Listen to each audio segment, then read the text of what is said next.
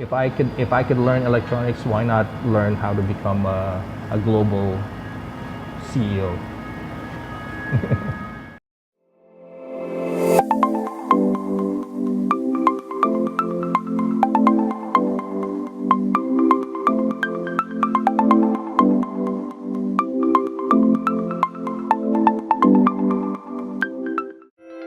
This is VAQUFORM, the world's first digital desktop vacuum former.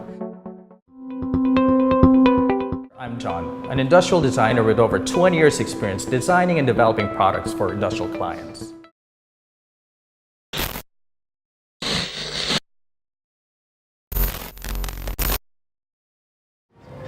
So good afternoon guys, this is Sir Truman Tan and we are here to interview him. As far as we know, he is the founder and CEO of VAQUFORM and he specializes in manufacturing and design. Is there anything that you can share about more on yourself? My first career in design was a company that I built in my fourth year of college. We supplied designs for TV commercials. This was during the day when there was still a big demand for physical props and models and so on. So I started a company that supplied to that, and then after that I got tired with it. I started fighting with my partners, but I shifted to manufacturing. I manufactured food products for quite a number of years, actually 10 years of my life. That was actually a very big part of my early career in design and management and manufacturing. I became a professor, a teacher at UP Industrial Design. And then I became more active in the design world as a manufacturing consultant, as a design consultant. I helped design several machines, several consumer products, medical products, which led me to VAQUFORM. How has your previous work or experience inspired you to make your own business? I've always been kind of entrepreneurial in terms of my mindset, I think. I think I developed a nose for looking for business opportunities early on, partly because of my dad's encouragement, but maybe also because I was in studying design. When you're studying design, you become conscious of what people need, and when you start to be conscious of that, you recognize what's still needed out there, which leads to business opportunities and so on. So, around how many people do you manage in your business right now? We're a very small team. In fact, all of my employees right now are former students of mine, except two. 3 management staff, 2 support staff, and 1 part-time staff. So that's 5 people. How do you start a project when it involves a lot of people? For example, even if it's only 5 or 6, including you, it's still a group of people. So how do you manage? I used to follow a very traditional way of thinking in terms of organizing teams. When I had Basics Nutrition, which was my food business, back then I followed a more traditional path. So it's organized into departments. You got people accounting, you got salespeople, and so on.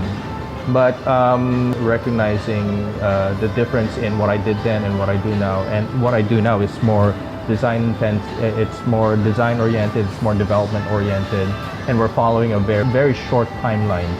We needed to ship out, manufacture, and distribute a lot of our goods fast, and we had to do a lot of things very quickly.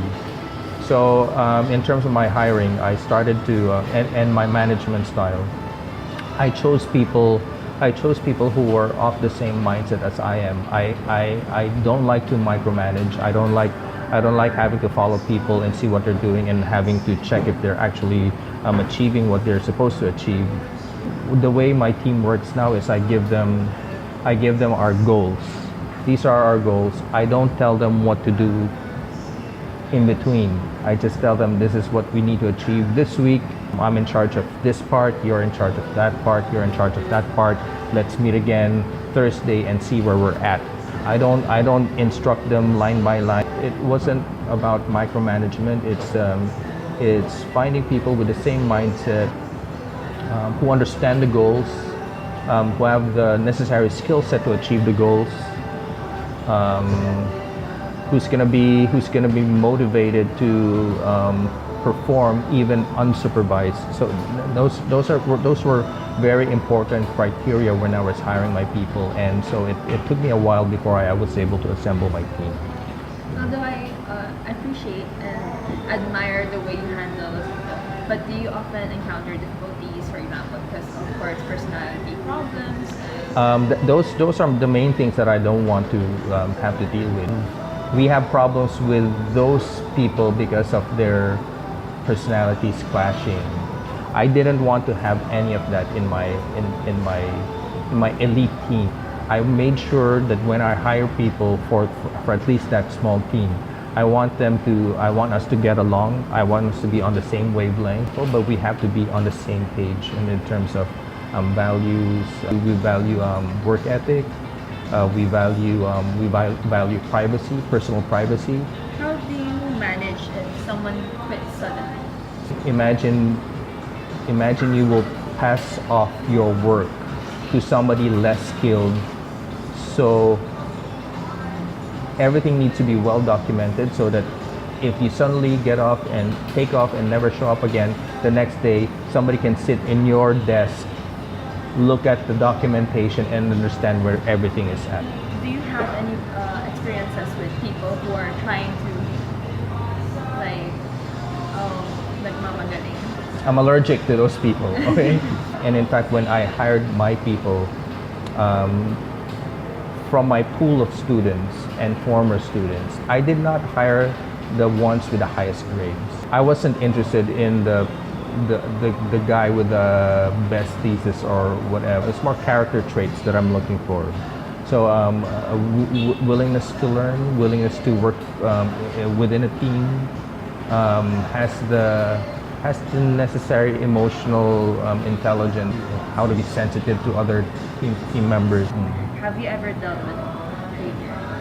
Oh yeah, definitely. I think any entrepreneur worth his stripes should have a bunch of war stories to speak of.